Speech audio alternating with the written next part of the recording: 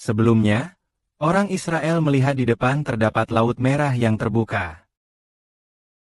Sementara di belakang ada pasukan Mesir yang besar. Maka mereka sangat ketakutan. Pada saat itu Musa berkata kepada mereka, "Jangan takut, tetaplah teguh di tempatmu. Kalian akan menyaksikan penyelamatan yang diberikan Tuhan kepada kalian hari ini. Karena apa yang kalian lihat hari ini, mulai saat ini, orang Mesir tidak akan pernah melihatnya lagi. Tuhan akan berperang untuk kalian. Kalian hanya perlu tenang. Jangan membuat suara." Maksudnya, meskipun mereka melihat pasukan Mesir besar mendekat, janganlah takut. Di masa depan, ketika kita pun melihat bangsa-bangsa yang hendak membunuh kita, kita tidak perlu takut. Bahkan para penguasa dunia, hingga bangsa-bangsa lain yang akan menghukum kita, bahkan mereka yang akan membinasakan kita. Namun, hal itu sangat ajaib. Akhirnya, yang akan dimusnahkan adalah semua bangsa. Negara Israel akan bertahan selamanya. Seperti halnya pasukan Mesir yang mengejar. Mereka berniat untuk memusnahkan, memenggal, dan membantai orang Israel. Namun, pada akhirnya, yang dibantai justru adalah pasukan Mesir. Seolah-olah dulu ada seorang saudari, yakni saudari Zangyani, yang juga bermimpi bahwa antara mereka, umat pilihan Tuhan akan dimusnahkan. Tetapi yang aneh, umat pilihan Tuhan malah diselamatkan. Akhirnya, orang jahat akan dihancurkan. Saudara seber juga bermimpi bahwa orang jahat akan segera membinasakan ibu dari saudara sebernya dan istri. Namun yang sangat ajaib adalah, mereka kira sudah mati. Tapi Jianqi hidup kembali. Sungguh ajaib. Persis seperti bangsa-bangsa seluruh dunia milik setan yang hendak memusnahkan kita. Begitu juga. Jadi, pasukan Mesir mengira mereka bisa membinasakan orang Israel. Namun akhirnya, hasilnya sangat ajaib.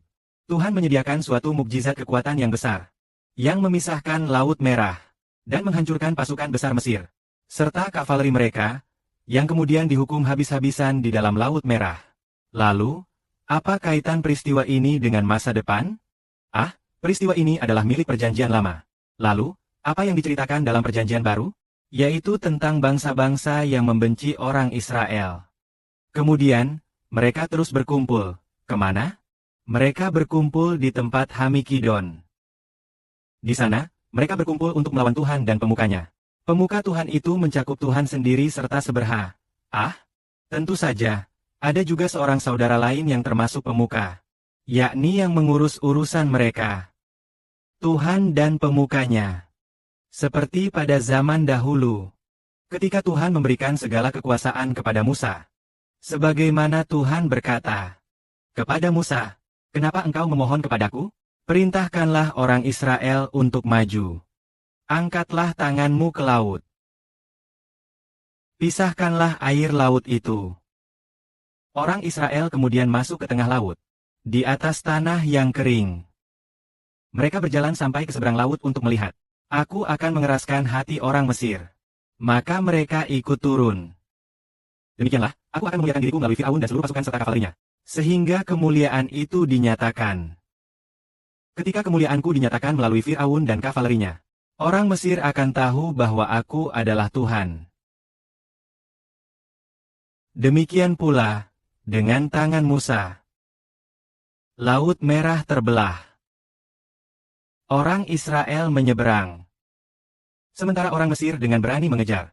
Kemudian, setelah orang Israel tiba di seberang, Musa mengulurkan tongkatnya.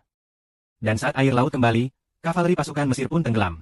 Lalu, hal ini berarti bahwa di masa depan, takdir akan memusnahkan orang Mesir yang hidup menurut perjanjian Musa yang setia, serta membinasakan seluruh bangsa, keturunan setan di dunia. Lalu bagaimana cara menghancurkannya? Dulu itu di Laut Merah. Nanti di masa depan, di sebuah tempat di Sungai Efrat.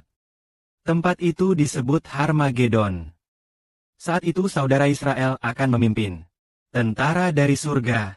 Saudara Israel juga dipanggil Raja segala raja dan Tuhan segala bangsa. Dari mulutnya keluar pedang tajam untuk membunuh segala bangsa dan suku. Membantai mereka. Di sana dia membantai mereka. Dulu membantai Mesir di tepi Laut Merah. Nanti di Harmagedon yang besar itu, Dia akan menggunakan pedang tajam dari mulutnya untuk membantai Mesir. Membantai orang Mesir dari Sherafin. Juga membantai segala bangsa dan suku yang milik setan. Itulah rahasia seperti itu. Akhirnya segala bangsa dan suku akan dihancurkan. Yang tersisa hanya Israel dari Sherafin. Inilah makna dari Sherafin. Karena itulah, semua orang menghormati Yehuwa. Juga memuji Yehuwa.